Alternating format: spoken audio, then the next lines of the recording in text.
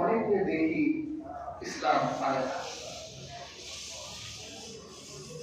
পুঁজিবাদী আর সমাজতান্ত্রিক যে অর্থ ব্যবস্থা আমাদের দিয়েছে, সুদ ভিত্তিক অর্থ ব্যবস্থা, সব আমরা সুদের পিছনে দৌড়াই। আর এখন তো আমাদের ইমাম সাহেব সূত্র, যে ইমাম সাহেব আমরা বসাইছি, উনি শুধু উপমহাদেশ না, গোটা পৃথিবীতে সুদের ছায়া সৃষ্টি করে দিচ্ছে। আর রাসূলুল্লাহ আল্লাহর কোরআন অর্থ ব্যবস্থায় সুদকে হারাম ঘোষণা করেছে। কিন্তু আমরা অর্থনীতিতে মানুষের তৈরি মতবাদ বিশ্বাস করি, আবার নামাজ রোজায় ইসলামকে বিশ্বাস করি। এটা চলবে সবটা ইসলাম। কম খান, কম খেলে কি হয়? আলু ভর্তা ডাল দিয়েই খান, ওটাও কাছে গেলে হজম হবে, শরীরে শক্তি দিবে। আর আপনি মাছ আর গোশত খেলে ওইটা হজম দিতে দেরি হয়। হাসিলি জীবনের প্রত্যেক অংশেই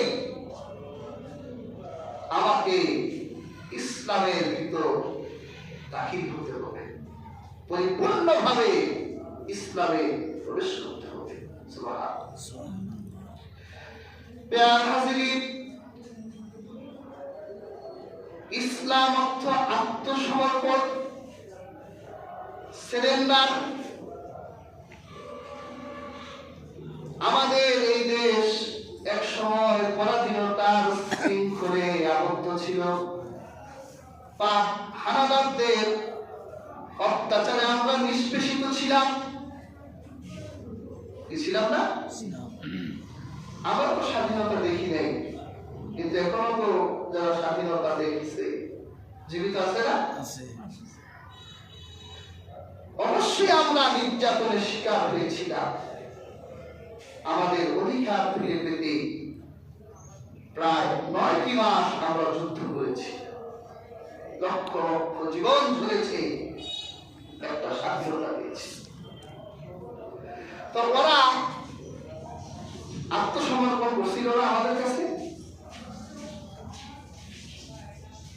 আত্মসমর্পণের অর্থ হলো আমার ইচ্ছা এখন শেষ, আপনি যা বলবেন তাই বলবেন, আপনি যেভাবে নাচাবেন ওভাবেই আসবো, আমরা আর মাতব্বরি করব।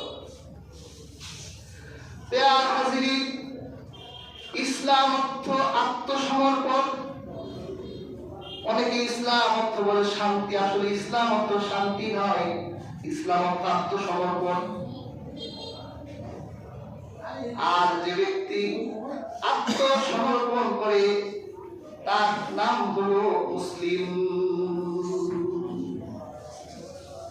যে আত্মসমর্পণ করে তার নাম। আমরা তো ন্যাশনাল কার্ডে আমাদের ধর্ম কি লিখি? মুসলিম, আত্মসমর্পণকারী। এবার চিন্তা করেন তো, আল্লাহর কয়টা বিধানের সামনে আমরা আত্মসমর্পণ করি? ওই ঘুরে ফিরে কয়টাই, নামাজ রোজা হজ যাকাত, একটু দাড়ি, একটু টুপি, একটু জুব্বা, মনে করি মুসলিম। এই কয়েকটা বিষয়ে আমরা আত্মসমর্পণ করি। বাকি দিক বিশ্লেষণ করলে আমাদের মনে হয় না যে আমরা আল্লাহর বিধানের সামনে বিনা প্রশ্নে বিনা বাক্যে আত্মসমর্পণ করেছি। আল্লাহ ইব্রাহিম আলাইহিস সালামকে বলছে আসলিম, ইব্রাহিম আত্মসমর্পণ করো। হযরত ইব্রাহিম বলল আসলামতু লিরাব্বিল আলামিন,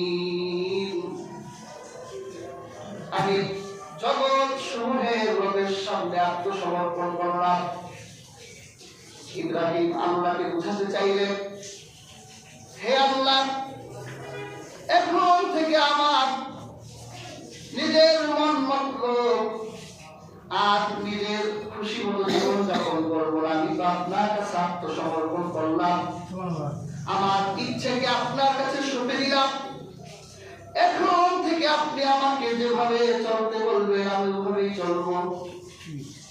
আল্লাহ বললেন, ইব্রাহিম যদি তাই হয় তাহলে যাও, তুমি তোমার বউ বাচ্চাকে ওই জনমানবহীন প্রান্তরে রেখে আসো, যেখানে মানুষ নাই, পানি নাই, ঘর বাড়ি নাই, চারদিকে হিংস্র প্রাণী। কি বলেন, ওইখানে দুইজন মানুষকে রেখে আসলে বেঁচে থাকবে, বেঁচে থাকার কোনো কথা। কিন্তু ইব্রাহিম আত্মসমর্পণ হয়েছে, সন্তানকে স্ত্রীকে সেই জনমানবহীন প্রান্তরে রেখে এসেছে।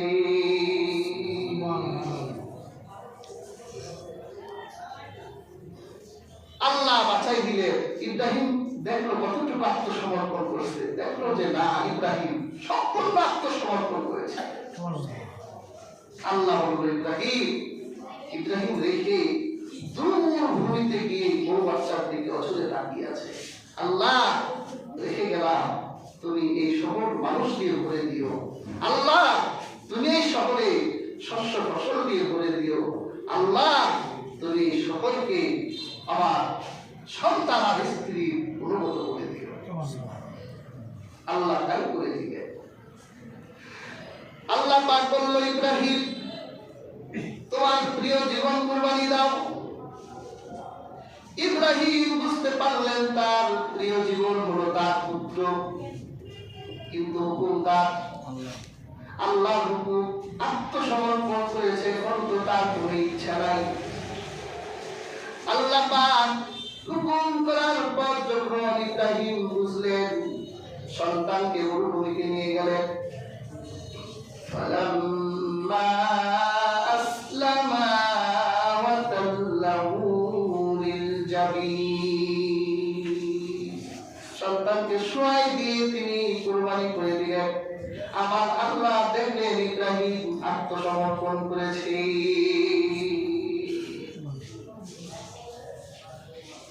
হাজরিন, ইব্রাহিম নবী যেভাবে আত্মসমর্পণ করেছে, আমাদেরকেও ইসলামে প্রবেশ করে ওইভাবে আত্মসমর্পণ করতে হবে, ঠিক না?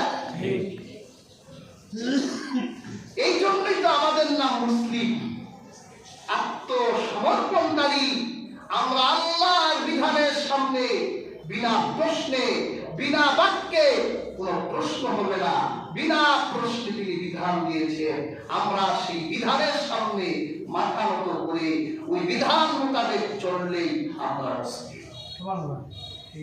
ইব্রাহিম প্রশ্ন করে নাই, বিধান অনুযায়ী চলেছে। কাজী হাজির, আল্লাহ এটাই চাইলেন যে তোমরা ইসলামে পরিপূর্ণভাবে প্রবেশ করো। হাজির,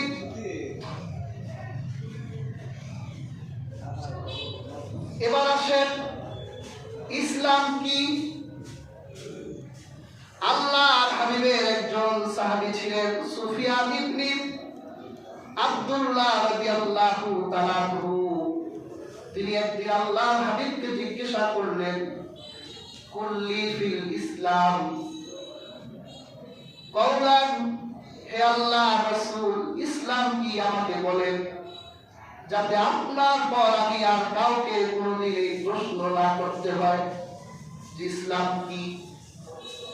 আল্লাহর হাবিব বলল, ইসলাম হলো আমানতু বিল্লাহ ফাস্তাকিম, তুমি আল্লাহর প্রতি ঈমান রাখবে আর এই ঈমানের উপর অবিচল থাকবে।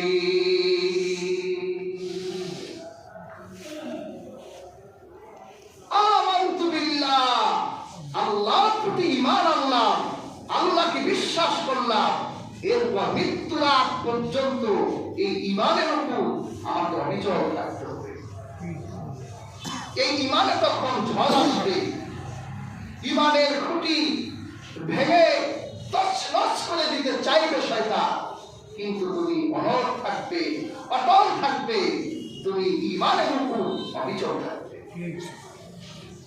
ফয়সালা নাকি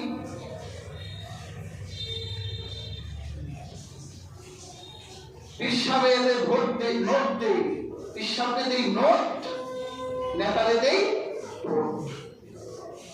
কত নেতা যে আসে, সকালে ঈমান বিক্রি করি, দুপুরে বিক্রি করি, বিকেলে বিক্রি করি, সন্ধ্যায় বিক্রি করি, একটা ভোট নোটের কাছে বিক্রি হতেই থাকে, হতেই থাকে। লিডার চিন্তা করেন না, আপনাদের তো দিব, লিডারে একটা নোট হোটেলে বলে দিয়ে গেছে 20 টাকা, ভালো মন্দ বউ বাচ্চা নিয়ে খাইস। আমার আরেকজন আছে, ইরে তোর নামে কি শুনলাম, তুই নাকি অন্য পাড়ায় ঘুরস, এটা কোন কি, এদিকে আয়, এই নে একটু দুধ খাই, চার দোকানে 4 জন চা খাওয়াই, দে তাহলে দিয়ে গেলাম। এটা আমারটা না, 4 জনের পাবে। এইভাবে আমরা ঈমানের উপর অবিচল আর অটল থাকতে পারি না। ঝড় এসে ঈমানের খুঁটিকে ভেঙে দেয়। তাহলে কতটুকু ইসলাম মানি আর কতটুকু ইসলাম বুঝি? যাদের দিলে সবাই যে বলে দেন তারই দিব।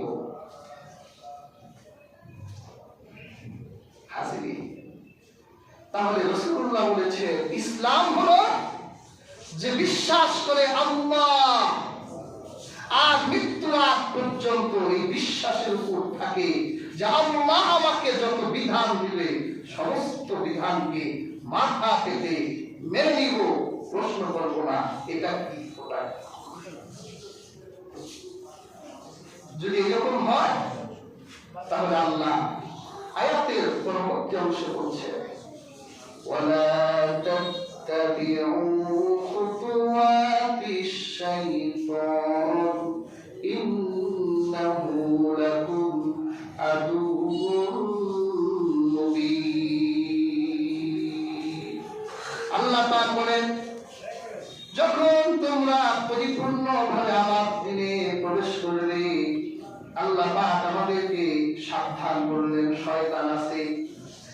আল্লাহ বলেন শয়তানের পথ অনুসরণ করো না, নিশ্চয়ই শয়তান তোমাদের প্রকাশ্য শত্রু। আর হাজির শয়তান তো দেখি নাই, আমরা শত্রু কিভাবে বুঝি? শত্রুর সাথে ঝামেলা বন্ধু ছিলাম, একটা ঝামেলা হয়েছে, এখন শত্রু, একজন আরেকজনের ভালো চায় না, কিন্তু শয়তান তো দেখলাম না। আল্লাহ শত্রু বলেছে আমি মুসলিম, আল্লাহ আমাকে আত্মসমর্পণ করতে বলেছে, আল্লাহ বলে দিয়েছেন আমার পথ শয়তানের পথ এক পথ নয়, তুমি যদি আমার পথে চলো শয়তানের পথে চলিও না, শয়তান তোমার ভালো চায় না। এই শত্রুকে শত্রু হিসেবে গ্রহণ করতে হবে। আল্লাহ পাক বলেন ইন্নাশ শাইতানা লাকুম আদুউন ফাত্তাখিযুহু আদুওয়া ইন্নামা ইয়াদউ হিসবাহু লিয়াকুনু মিন আসহাবিস সাঈর। আল্লাহ পাক বলেন নিশ্চয় শয়তান তোমাদের শত্রু, শত্রুকে শত্রু হিসেবে গ্রহণ করো, কারণ শয়তান আর তার দল বলেরা তোমাকে জাহান্নামে নিতে চায়। যেই দিন মানুষ সৃষ্টি হয়েছিল, আমাদের বাবা আদম সৃষ্টি হয়েছিল, সেই দিন শয়তান আমার আল্লাহ ইজ্জতের কসম খেয়ে বলেছে, আল্লাহ আপনার ইজ্জতের কসম খেয়ে বলি আমি, যেই মানুষের জন্য শয়তান হলাম, আপনার এই মহা সম্মানিত সিংহাসন থেকে, আপনার এই মহা সম্মানিত এই আসন থেকে আপনি আমাকে বের করে দিলেন, আপনি আমাকে লানত দিলেন, তাহলে আল্লাহ তার ইজ্জতের কসম খেয়ে বলি, আমি এই মানুষগুলোকে বিভ্রান্ত করে